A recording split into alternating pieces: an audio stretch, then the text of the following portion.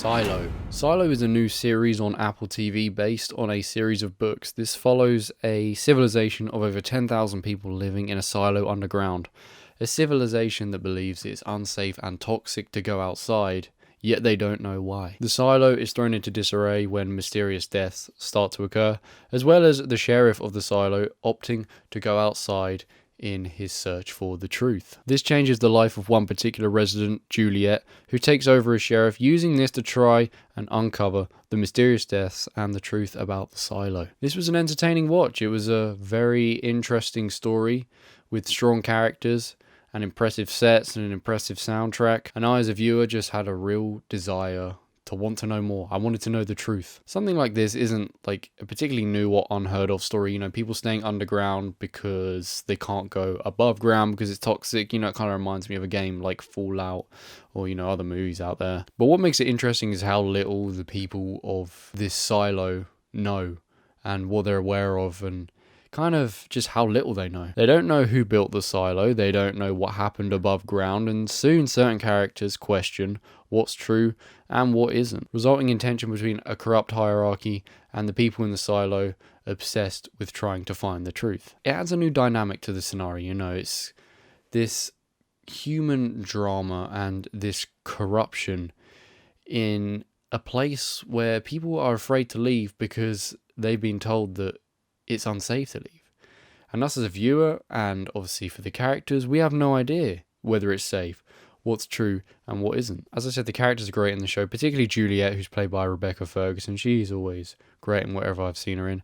And the character of Sims, he's a really, really good character. I really love his role here. I love the aura he sort of brings whenever he's on screen, and both of these characters are scene stealers. This first season is 10 episodes long, and I gotta say, I think the first episode of this season is still my favourite. I still think it's the strongest. I think it's the best. It's so haunting and intriguing, and, you know, it doesn't try to start off light. It tries to throw you in sort of at the deep end, at a dark moment, in terms of what's happening in this silo, and I really, really did enjoy that first episode. I think some of the episodes that follow, whilst good quality, are just a little less exciting because they're kind of working more in that whole building thing, because of what happens in the first episode. You're almost given a little bit of a reset, and therefore you're almost building again from that point. But then the last 3 to 4 episodes were extremely strong as they sort of, you know, work their way towards like a pinnacle part of the story. Of course, it's common to have this with a TV show where the first episode is pretty full on and, you know, it's exciting and a lot happens, and then you sort of calm down after that. But yeah, it was still like, you know, well-made television. It was still interesting. It was still intriguing.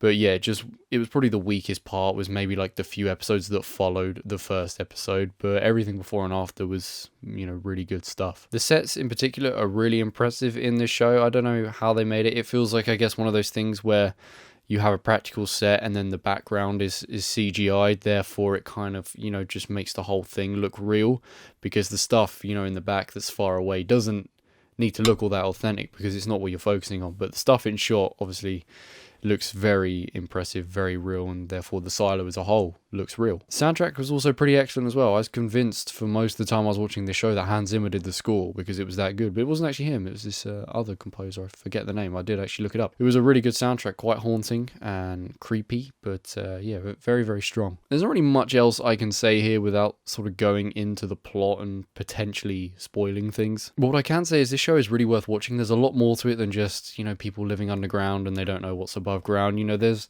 this whole drama actually going on within the silo, and then you've got this whole other element of what's could potentially be going on outside the silo.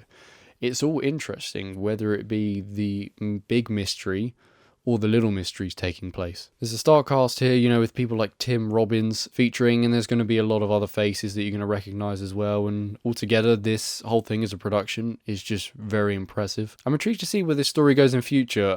It's kind of left on a bit of a cliffhanger in this final episode, and hopefully we get a good few seasons of this, and hopefully the quality remains the same and strong. I'm not sure when that'll be. It'll probably be a couple years at this point, especially with like writer's strikes and whatever going on. But this is a really good show, and, you know, I'd say it's 100% worth watching. I don't think you need to be a fan of any particular like theme or topic to watch this show. I think it's pretty open for, you know, a lot of audiences to be interested in, so go and watch it. I would give Silo Season 1 an 8 out of 10, and on the rewatchability rating, I'd give it a 7 out of 10. There's definitely potential that for a second season, I would rewatch this. If you've seen Silo Season 1, feel free to let me know what you think about it.